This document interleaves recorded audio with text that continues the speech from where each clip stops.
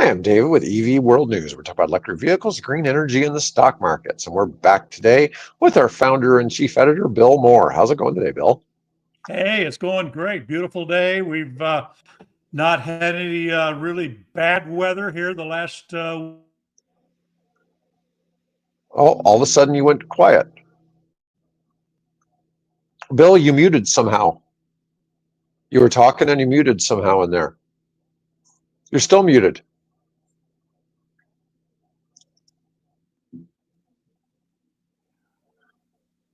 There, now you're unmuted. The lead-in intro playing while I was talking. Something's really behind the curve on this one. Oh, interesting. So you saw the intro playing while I was talking to you? Yeah. Oh, wow. That's quite the delay. Yes. By the way, I got a notice from Allo that Allo is going to be out from, was it on Friday morning from midnight to 6? They're doing some kind of service where maybe it's just my neighborhood. It might not be your neighborhood. Yeah. But yeah, anyways. All right. Well, let's go ahead. Let's talk about Omaha Earth Day. So Earth Day is February 22nd every year, I believe. Or not February, I mean April 22nd, I forget what month we're in. Yeah. Right. And so here, there was here in Omaha, on the subsequent weekend. So in this case, it was on the 26th that we did it here in Omaha. Okay. So do you want to talk about that a little bit? So what do we have going on here? Well, I don't know, because there's such a lag time between me talking and you responding. I don't know what's going on. But anyway, yeah, so Earth Day, every year, of course, all the various groups concerned about the environment and human, health, public health, and all those things, gets together, sets up a bunch of tables and tents in the middle of Elmwood Park, which is below where the University of Nebraska Omaha campus is located.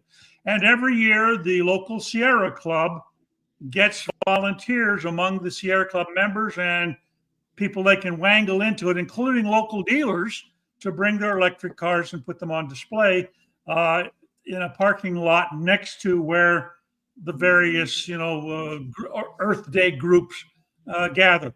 So this year we had the largest number of cars and the biggest variety of cars that we've seen. So we've had everything, had a Cybertruck there, everything from a Cybertruck to a young man who has taken I guess it's probably 80s era Yugo and converted it to electric, which is really a throwback for me, because when I started getting involved with EVs, the only EV you could buy,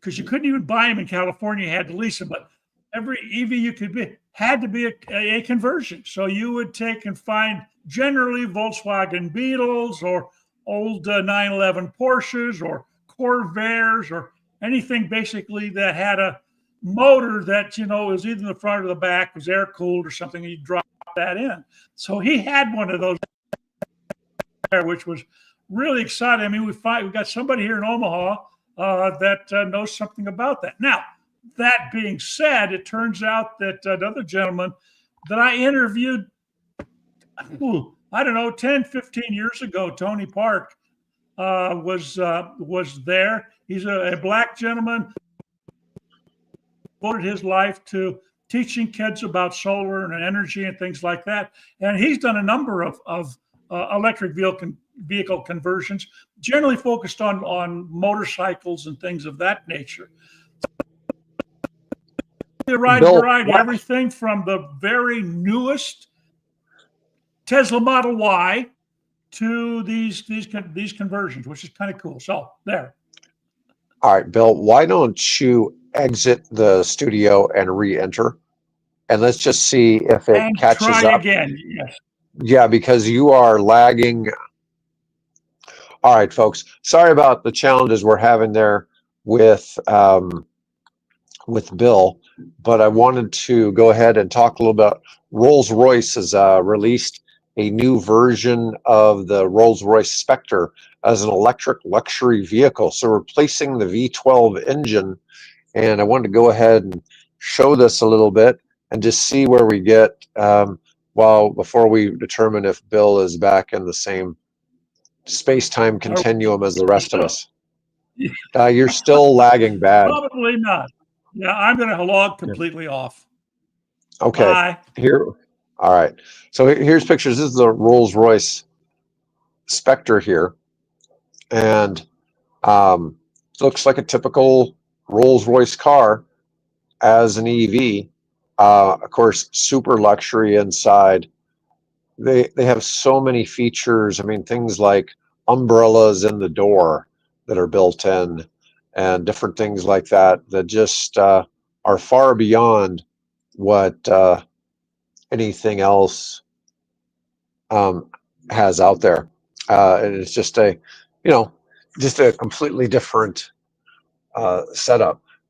This Rolls-Royce is available in 20 different colors. Let's see. I even mentioned the hidden umbrella. They have hand-installed lights.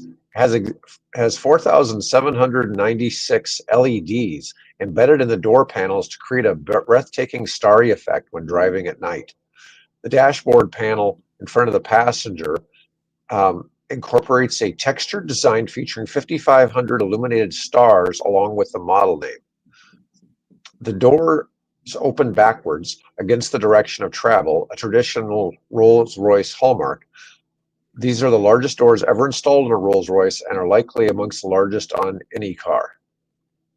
Given their size and weight, and to spare the dignified owner any risk of pulled muscles or strained tendons, they open and close electrically. You can even close them via a dashboard button. You having any better luck there, Bill? I don't know. Looks like I'm still lagging quite a bit. Yeah, but you seem to be responding to me immediately now. Let's see. The Rolls-Royce, the floor mats are made of wool, so thick and soft that stepping onto them feels like entering your parents' house after Friday cleaning. A mix of fear, reverence, and barefoot tiptoeing to avoid offending Middle Eastern standards of cleanliness. Oh, God.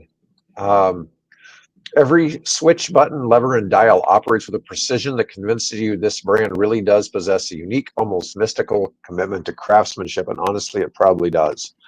Let's see if we get into some features of the electric drive.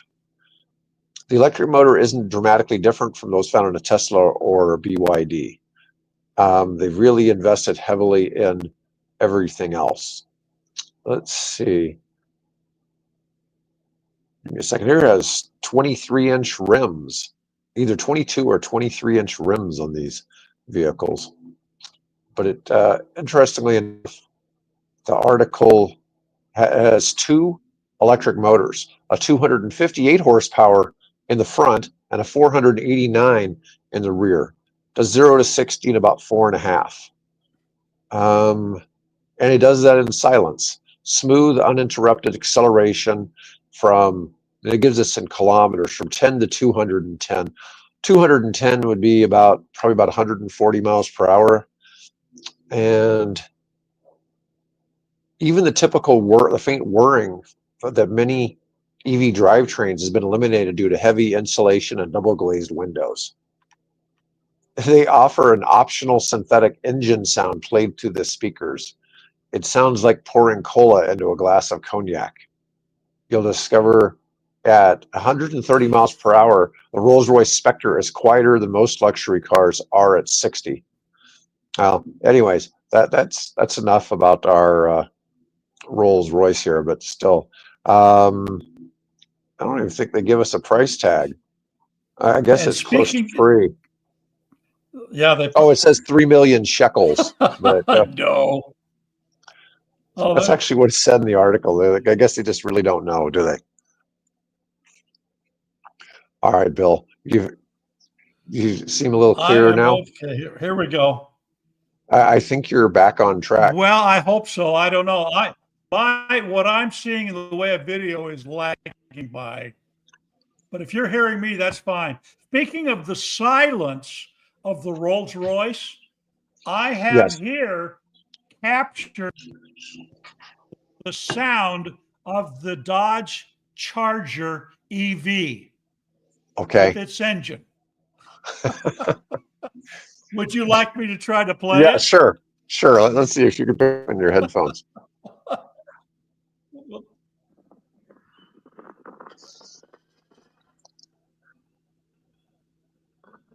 Come on.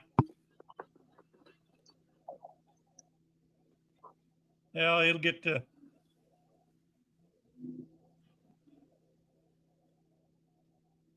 You decided to record it at the EV or at the Earth? Yeah, I put it. Yeah, I put it right up next to its exhaust. Nice. Did it actually have a pretend? Did it have a pretend exhaust in the back or something? Yeah, what they did is they put a speaker where the exhaust pipes would be. Yeah. And I'm sorry, it does. I mean, that's the first. I didn't check it to see what it sounded like, but it sounds awesome. If it sounds like this guy has got 16 cylinders up there firing away and coming out the back of the thing. But for some damn reason, the audio's not coming over. So anyway, sorry about that. So yeah, I got to hear that at the Earth Day. We had one of those. We had Jaguars there. We had, of course, VWs. Oh, speaking of VWs, we actually had a VW Buzz there. And that was actually the highlight of the show. It attracted everybody, wanted to come over and see the Buzz. Oh yeah, I'd imagine. It's funny. Bridget from Omaha Public Power, she sent me a picture. She had to go inspect some charging stations somewhere, and she found a Buzz charging up. So she sent me a picture of that. I thought that was kind of cool to see. I think the young lady that was there representing the company said they had something like 10 of them in the area. So there are people. Well, I've seen 3 of those 10. Which is surprising to me. I mean, I'm okay. All right. You just get out a lot more than I'm just too much of a homebody here. Well, I'm going to tell you, I think 2 of them probably live in Sarpy County. So that could be part of it. But I've seen them both like around 84th. So that would kind of explain it. Okay. Near the giant pothole. Oh, the giant. Near the giant pothole north of Harrison Street. I've not. No, I haven't seen that one yet. As far as I know, it hasn't been named yet.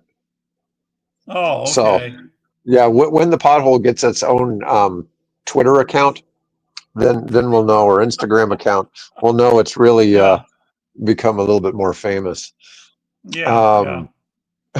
No, put it on TikTok. TikTok now, account. In all fairness, that pothole is in Douglas County, not Sarpy County. If it was in Sarpy County, it would have been. That's why you don't have any potholes in Sarpy County. They fill them in. It's like those guys have nothing else to do. They're on those in minutes. Honestly, it seems in Sarpy, but man, you cross over to Douglas County. Wow. Yeah. Well, big city maintenance. Trying to figure. Yeah, they're preoccupied right now with deciding who our new mayor is going to be. So there you go. Omaha mayor, well, the problem with that is I think she's getting too much flack about the trolley system. And doesn't seem like the trolley system's really solving much. Well, you have to have it to encourage people, developers, to build along the tracks. I get it. The whole point of doing that. Right. Oh, I get it. Yeah. And if it's not get there, it. Yeah. It'll certainly alleviate a lot of congestion issues with the baseball tournament and the Berkshire Hathaway event. Oh, and we have the Berkshire Hathaway event this week, don't we? I think it starts Well, I'm Thursday still or waiting Friday. for them to sell us. Yeah, I'm still waiting for them to send us our credentials to get in. So we're supposed to have credentials, but you and I can go there and get into the show. But I'm still haven't checked the mail here the last day or so. But hopefully, Oh, okay. Hopefully they'll have it out there. yes. All right. So let's go ahead and let's switch over to Mercedes-Benz. Mercedes' new paint work could give EVs thousands of extra miles of range per year. Now, that's not thousands of miles on a single charge. That's thousands of miles per No. year. Now, this basically kind of means you need to park your car outside. This is the only thing I don't see about this is people who generally own a Mercedes garage keep them. So this is going to require leaving your car outside so it's in the sunlight. So that's going to be something a little different. But they've actually made the paint job on the vehicle be able to absorb energy. Photon respondent, I guess you would call it. There you go. It can do something with those photons besides bouncing them back off or heating the surface of the metal up. Although I guess that's the infrared portion of the spectrum, isn't it? So anyway, yeah, it's kind of cool. So they're saying it could add about 7,500 miles of range per year. It's saying 12,000 kilometers. Depending on where you are. So, yeah.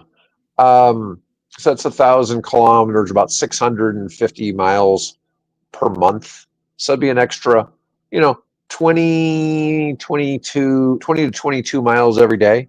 That's still pretty impressive if it could really add that much. That's very impressive, yes. Yeah, because I usually would have expected that to be more like 10 miles per day because the Mercedes isn't exactly a light EV, right? So let me see.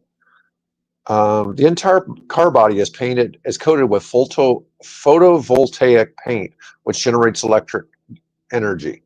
This energy can be used immediately for driving or stored in the battery when the vehicle is stationary. It basically means that the paint takes energy from sunlight. The material is a completely new type of nanoparticle-based paint. 94% of the energy from sunlight through the paint can help power your car. That added energy could add 12,000 kilometers per year. That's a pretty big change. Realistically, 7,400 miles a year is about what the average EV driver actually drives. I mean, if you had one of these in Los Angeles and was parking it outside, you may be able to not charge your car, in theory, right? Feasible, yeah. And just, I think they make the comment.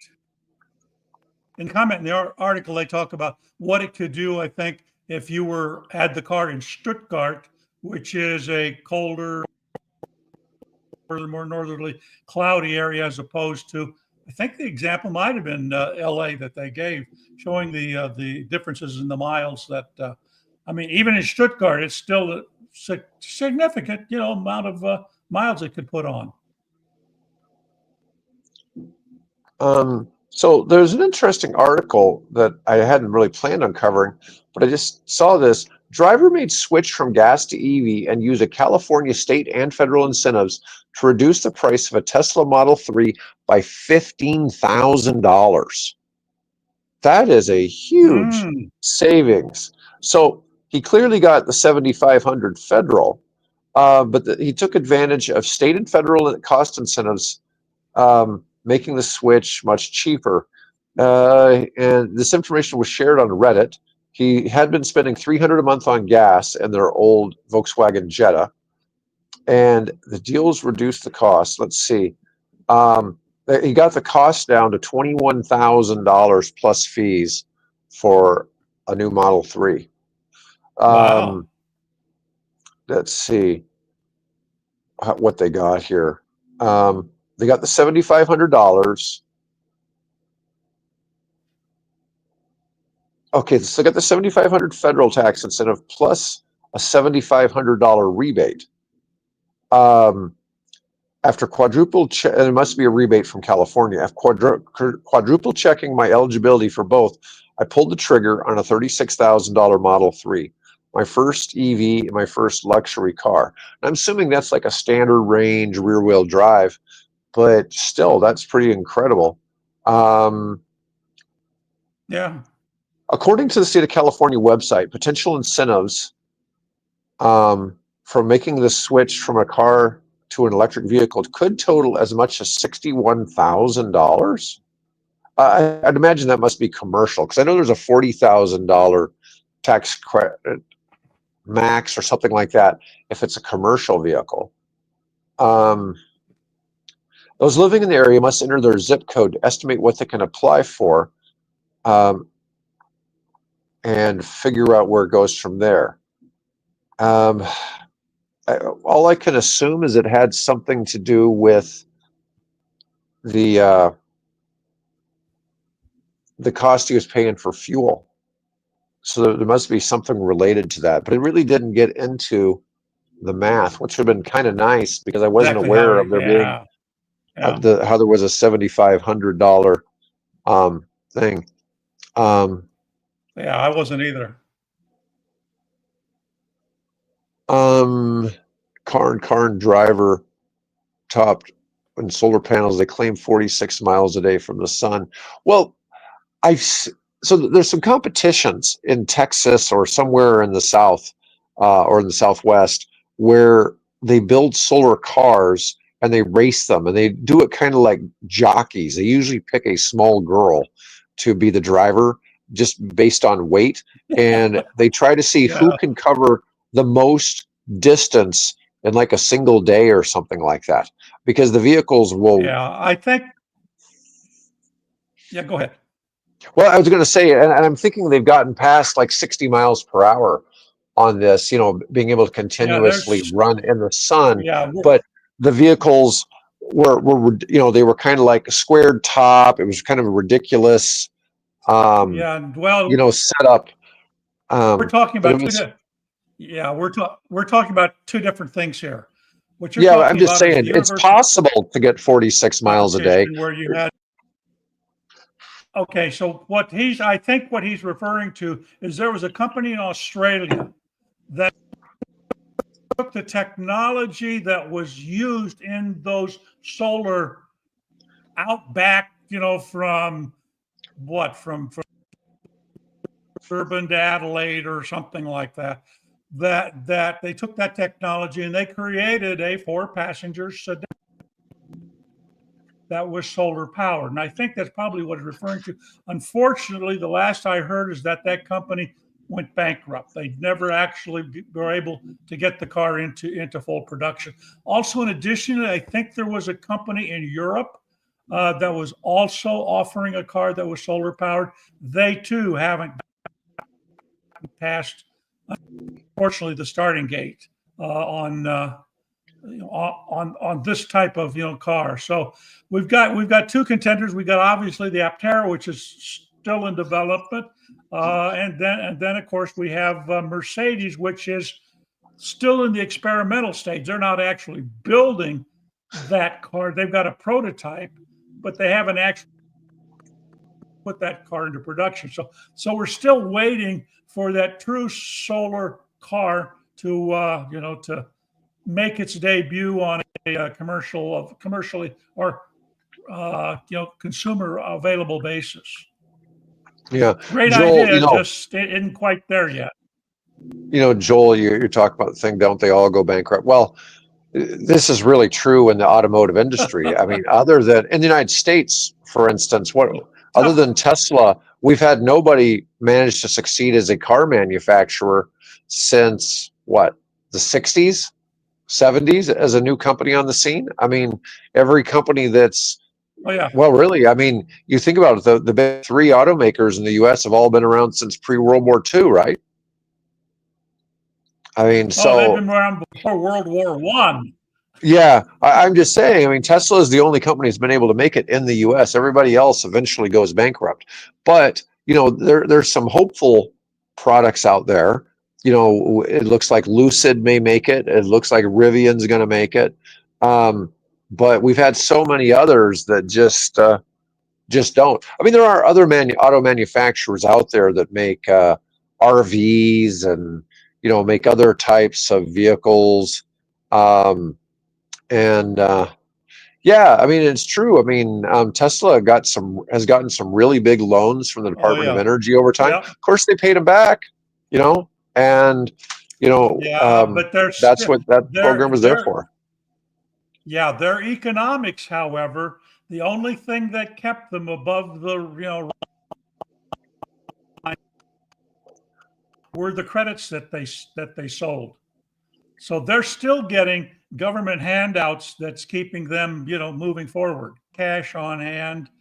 So between the cash on hand and the credits they sold to other car makers, otherwise they would have been in the negative this last quarter. Yeah, well, it's certainly interesting to see where some of that's going. We had a couple of articles to cover um, that are about Lucid versus Tesla. And so Motley Fool, for one, seems to think that Lucid is a buy right now. And but they're also thinking that maybe Tesla may still be a buy because the price has dropped. But Lucid down below $3 is probably a pretty good place to target the stock, because we don't see Lucid going out of business. And kind of like what Joel was talking about, Lucid doesn't get U.S. government support; it gets Saudi government support. And I mean, the Saudi royal family owns like 70% of that company, so they're not going out of business. And especially not with all of the production they're now doing in the Kingdom of Saudi Arabia, and now they're releasing the Lucid Gravity. They're eventually going to be doing something substantial in the automobile space. Well, yeah, you path as a traditional car maker, try not getting off into robotics and spacecraft, right? They just do stick to the game. They what do Ford and GM? What's their stock price? It's like what, $12, $15 somewhere in that area. I mean, even if it's only Typically, $7, you buy it at if you buy it at $3, you've doubled your money, right? They don't do, even if they don't go to the moon, right? there you So go. yeah, I could see where that would make some sense. Yeah, how many Ford or GM Not that I can vehicles are afford. floating around in space? Yeah, how many Ford or GM cars are floating around in space like a Tesla? Yeah.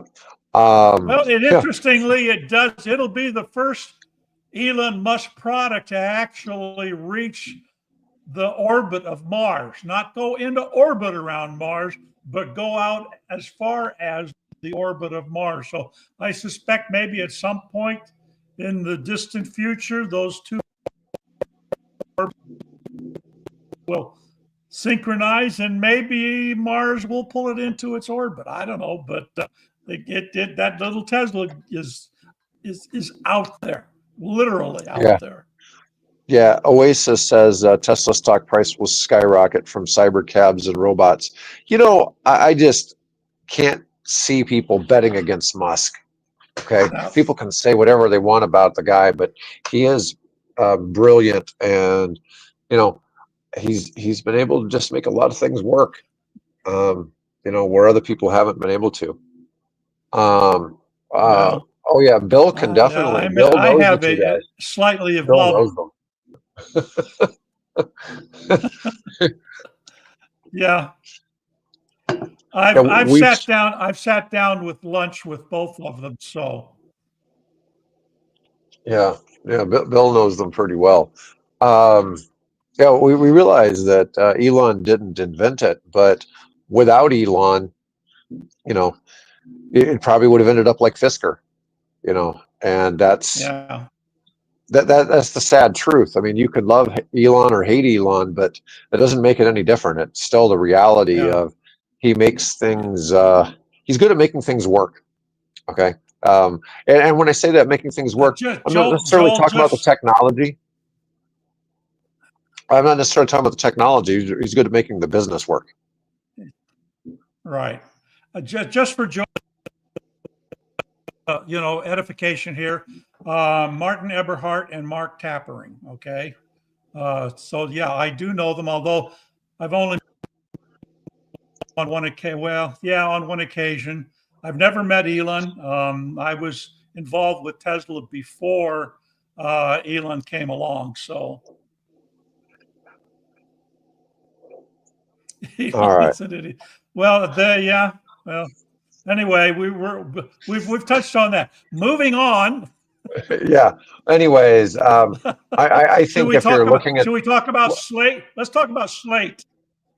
yeah, let's go ahead and Let's talk um, about Slate. all right. So this is really quite a fascinating product, and it's been all over the news.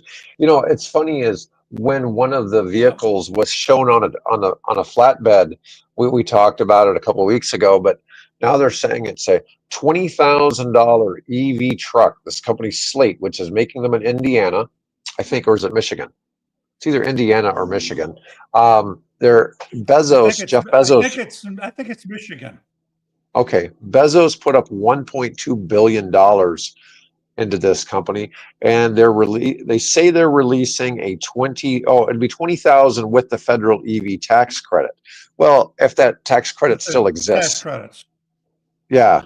I mean, in California, it would be crazy cheap because then you'd also have California.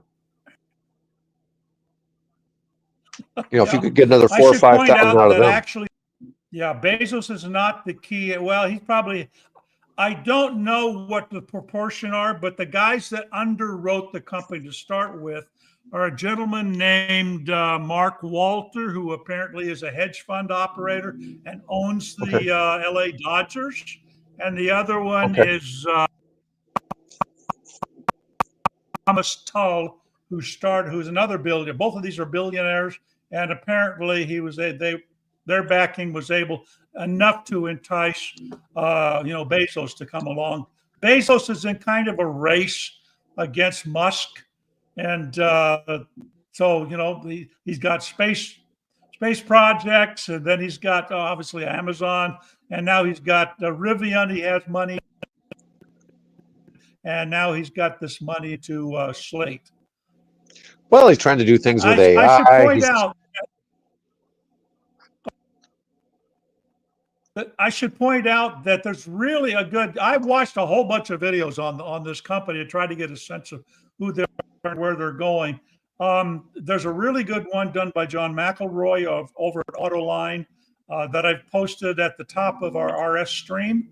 You might like to watch that because he goes into more detail about the vehicle and about the company than anybody I've seen up to this point. Everybody else is sort of touching on the car itself, whereas John went into some details about how it got where it is and where it plans to go and what are the obstacles that it could be facing. One being what happens if we take it with the Trump administration pulls the $7,500 tax credit. What happens if nobody wants to buy the customization features? Because obviously they're not going to make much money selling this stripped down car, right? This truck. So this seems like their business model is we'll make it up on the back end by selling all these various features that will allow you to customize the vehicle. Everything from wraps to cell phone holders to iPad holders to the cab that goes over the back that converts it into an SUV, the roll bar that goes into it, the changes to the front grille, the changes you can make to the back of the tailgate of the thing. So there's a lot of us optimization that can go into it. But what happens if the third party comes in here, let's say the Chinese, and offer those customization features, at a third the price? So their business model is interesting, but there is some about whether it makes complete sense. I think it's a great looking little product, even without the wrap around it. I finally found out John also was able, as well as a couple others, to figure out what they're doing with the panels on the thing, that is a plastic composite panel. That is attached over the steel exoskeleton of the vehicle. So the vehicle passengers are wrapped in steel, and then over that panel, or over that steel structure, are these thermoplastic. You can, I would guess, probably paint, but I think what they're recommending is that you wrap it. You can get your own wrap done. You can buy the wrap in multiple colors and styles and things like that from the company. So that appears to be their model: sell a base truck and then sell everybody on the upgraded composite, upgraded accessories to personalize the vehicle yourself. So oddly, Tesla was the first company in China in the auto space. Tesla got an exception on this to not have to have it. China owns the land. Tesla has a 50-year lease on the land. So Tesla was unique in that they went there and they did not have the have to give the Chinese government 51% ownership. So that was a little bit different. I don't know how Tesla sales are currently doing in China. I think I saw somewhere the Model Y is doing really well because they have a refresh on it, but I haven't seen anything in particular there. Yeah, Tesla, over half of Tesla sales are just in China alone, I believe. So it is a very big part of that. Anyways, back to Slate though. So you talk about this thing with the customization. So this is one of the things. So it's really hard to find, like if you wanted a Ford Maverick pickup truck, for instance, it's hard to find one just selling. You can't find one that's just got no options on it, right?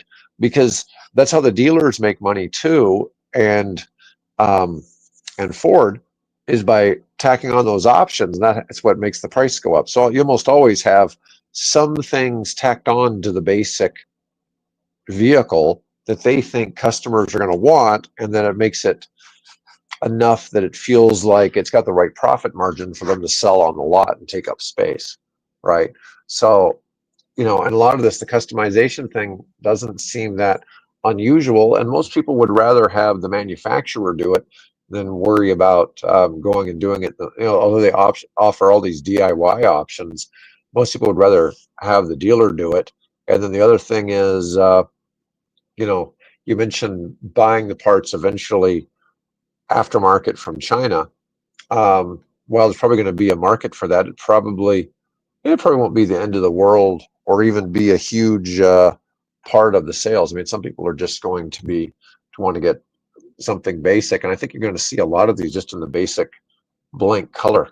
I think you'll actually see a lot of just really limited. Yeah, I wouldn't have any problem just driving around for quite a while with that the base gray, I guess is some, I don't know what the name of it is technically, but blank slate. That gray dye that's it's a blank slate. That gray dye that goes into the thermoplastic panels that they've created. I think they're by the way, they are offering, you can put down a $50 refundable deposit on it if you're interested. They're looking at sometime in the car being out in 2026. I think the Troy, Michigan area. It's actually, matter of fact, it was an empty warehouse that they got cheap and have set it up to produce 140, the capacity, 140,000 vehicles a year, which, as John McElroy pointed out, that's more than the number of Mavericks that Ford produced. So we'll see how this works out. I hope it succeeds. Yeah, I do too. I mean, we've seen, in the last year, we've seen Canoe, Fisker, and Lordstown Motors all go bankrupt. We'll see where this goes. Will these billionaires decide to keep it afloat while it burns cash trying to get to a point where it's making money. What do we got here? Well, Jeff Bezos probably will have deep enough pockets. Yeah, I didn't know this about the F-35s. Injection seat. I don't know. That could be possible. Yeah, who sourced that out? Yeah, who knows? That's kind of wild. Bill, in light of your connection issues, and we've already gone 40 minutes, I think we'll go ahead and stop. I apologize about Bill's thing. The thing is, once we do the upload, the recordings will be perfect, so it won't have the delay. So go figure. Good. Anyways, Good. All right, folks. Thanks for chiming in today. Yeah. So I got a special guest tomorrow that's going to talk about the challenges of putting in EV charging stations around the Denver market and what he's had to deal with bureaucracy and other things, trying to get the infrastructure to his chargers, where he's been able to place chargers and things like that. So it's he's been doing superchargers in that market. Anyways, folks, like I said, I'll be back tomorrow with Mike Herzog, and Bill and I will be back Thursday. Otherwise, everybody have a great day.